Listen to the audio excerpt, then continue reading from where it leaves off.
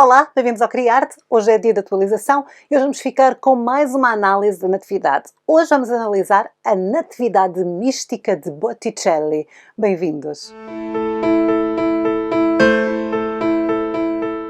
Olá, bem-vindos ao Criarte. Hoje é dia de atualização no nosso canal e hoje vamos ficar com uma análise de mais uma Natividade, porque nós estamos dedicadíssimos a estes temas da Natividade, da adoração dos Reis Magos e da adoração dos pastores. Então vamos fazer várias Natividades.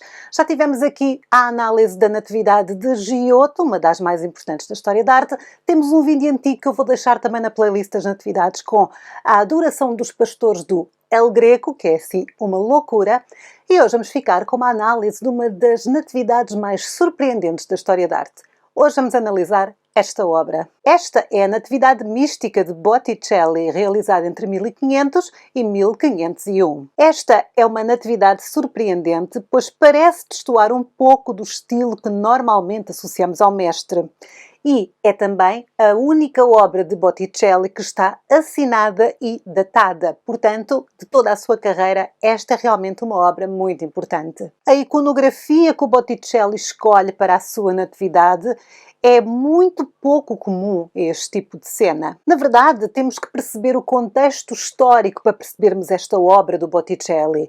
Durante o Botticelli vivia em Florença, ele era um protegido da família Medici, mas a família Medici não estava, na altura em que ele pintou esta obra, no poder. Eles tinham sido invadidos pelos franceses e chegou então um padre, eu não sei se ele era bem padre, digamos, ele era um orador fanático, muito religioso, que salvou a cidade. Ele antes disso já tinha vivido em Florença, mas foi escorraçado pelos Medici de Florença porque ele era contra a arte e contra o luxo. Ou seja, tudo aquilo que os Medici defendiam. Depois de ter sido escorraçado, ele voltou então para a cidade, quando a cidade estava em poder dos franceses, e conseguiu negociar com o rei de França que os franceses fossem embora da cidade. Então ele foi visto como o herói, o salvador da cidade de Florença. O nome dele era Savonarola e ele era um homem muito rígido e extremamente fanático. E foi na altura que ele estava no poder que o Botticelli começou a pintar esta obra. Savonarola estava então no poder na cidade de Florença, era agora tido como o herói da cidade, os seus sermões atraíam multidões e nos seus discursos Savonarola voltava ao povo contra a arte, contra o luxo e também contra os livros.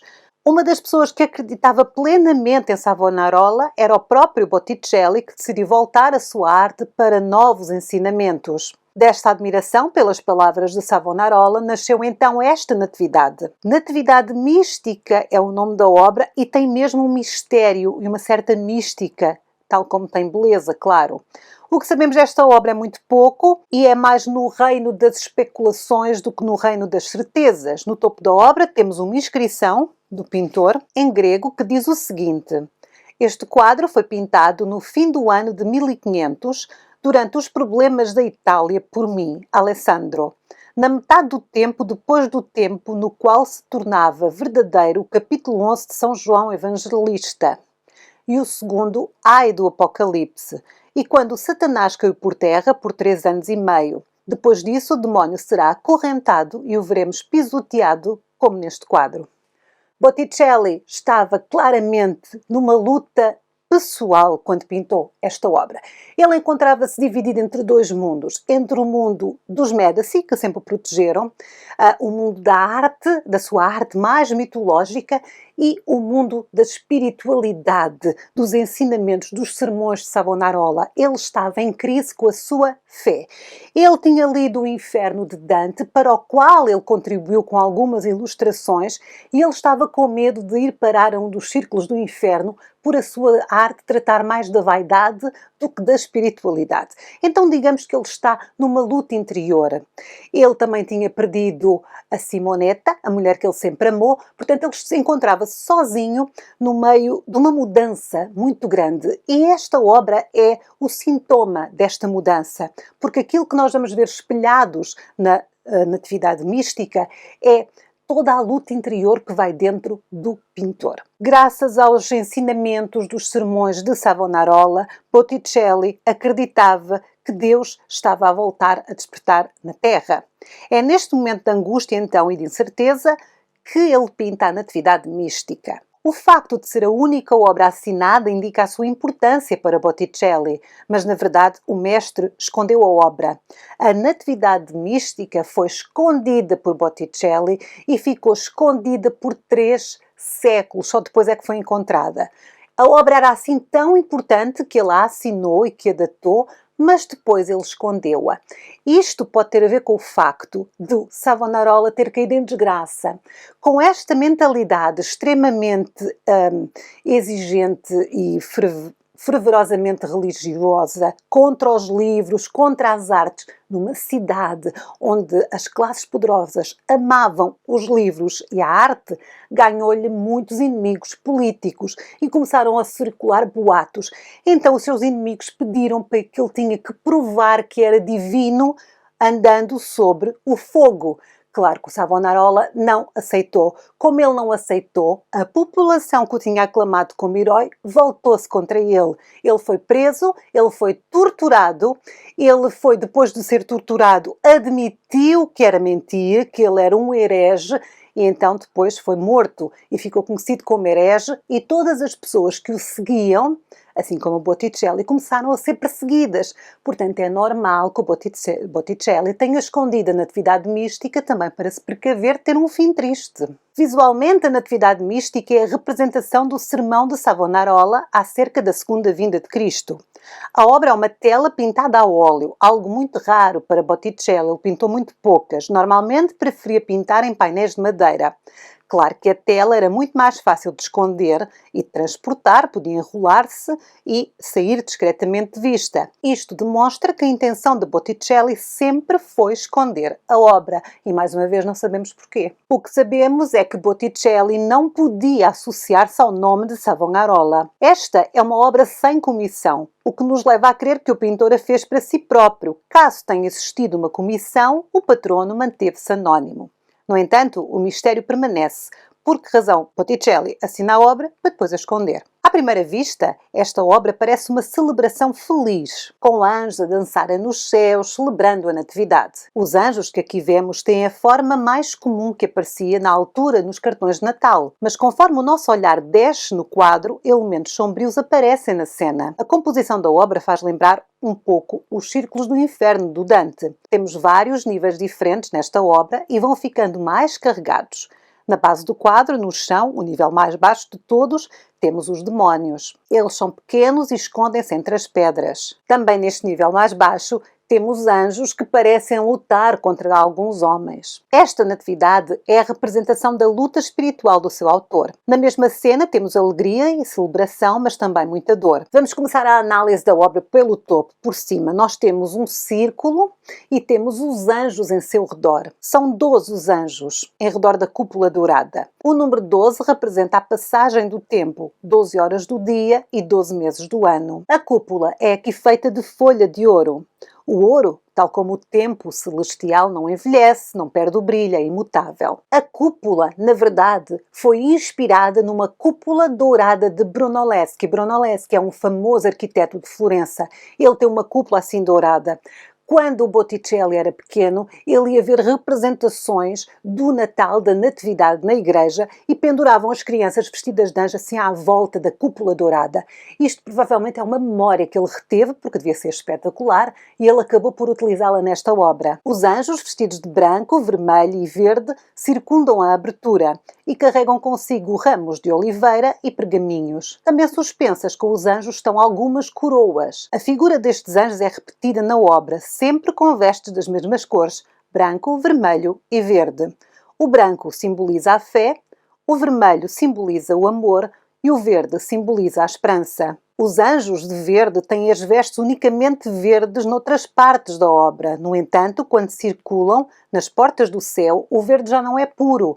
Isto deve-se ao facto da esperança já não ser necessária no céu, pois tudo ali é perfeito e em comunhão. As coroas eram um símbolo muito usado nos discursos de Savonarola e os pergaminhos parecem brancos, mas têm na verdade algumas inscrições. Os pesquisadores de arte, utilizando máquinas de raio-x, conseguiram ler o que está nos pergaminhos. Glória a Deus nas alturas e paz na terra, boa vontade para todos os homens. O número 12 também se relaciona com o que Savonarola considerava os 12 privilégios da Virgem Maria. Estes são inscritos também nos pergaminhos. A oliveira que os anjos seguram na mão é o símbolo da paz. E é um símbolo que se vai repetir em todas as fases da obra. Podem ir observando com atenção que vocês vão encontrar, até podem deixar nos comentários, em que zonas do quadro é que vocês conseguem ver a oliveira. No centro da obra, por baixo dos círculos dos anjos, temos a Sagrada Família. A Sagrada Família está no centro, num estábulo que se situa numa entrada da gruta. Existe aqui a justaposição da gruta e da cave.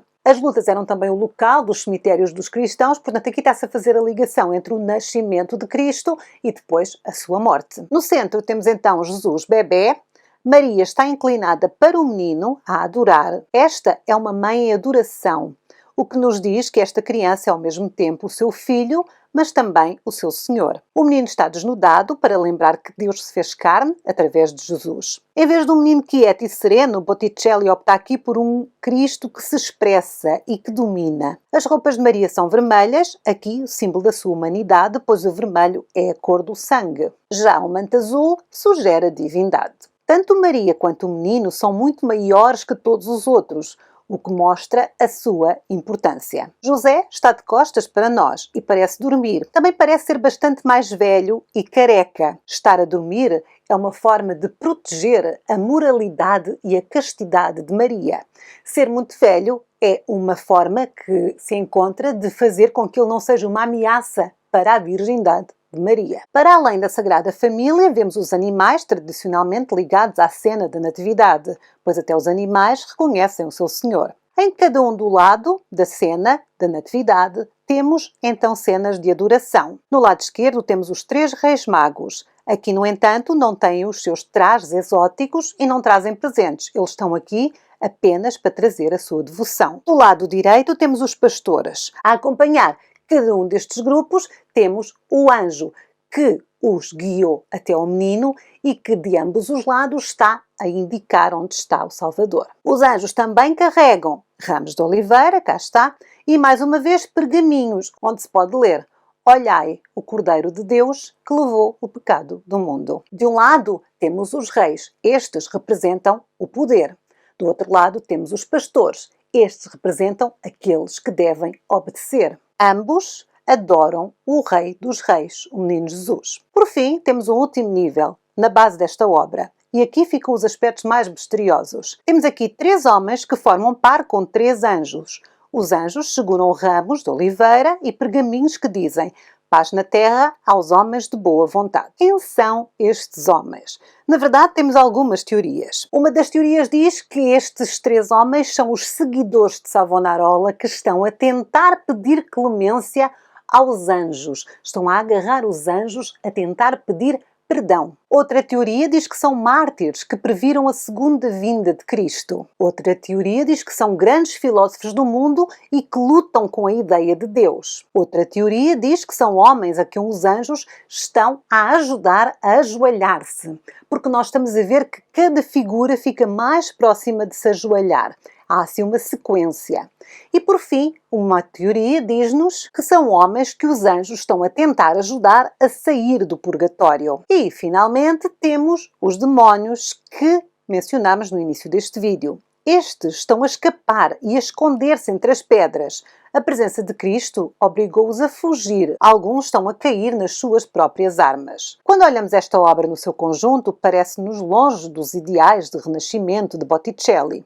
Existem aqui dissonâncias, 3 níveis da obra, e estes 3 níveis não fluem de forma natural. Esta construção aponta para uma mensagem de transição, de transformação. A Natividade de Botticelli é sinónimo de mudança, e a mudança é disruptiva. A mudança chega para trazer coisas novas, para trazer revoluções, e esta é a Natividade de Botticelli. Uma natividade que destabiliza o mundo e os velhos costumes. Aqui estamos em tempo de profunda mudança. Tal como Botticelli se encontrava por dentro, esta obra mostra-nos o momento do nascimento de Cristo também como um tempo de mudança de caos interior. E pronto, esta foi a análise da Natividade Mística de Botticelli. Nós na próxima semana temos mais análise de mais natividades e adorações, espero que estejam a gostar. Temos uma playlist que eu vou deixar o link aqui, alguns, acho que aqui, com todos os vídeos que eu estou a fazer com a temática da Natividade. Se quiserem apoiar o canal, deixem um comentário simpático, façam um gosto, partilhem os nossos vídeos e também podem tornar-se membros do Clube Criarte. O clube, para aderir ao Clube Criarte, basta clicar aqui por baixo no botão que diz aderir e pronto, basta lá escolher qual é o patamar e já está. Por hoje é tudo, fiquem bem, eu sou a Sara, tchau!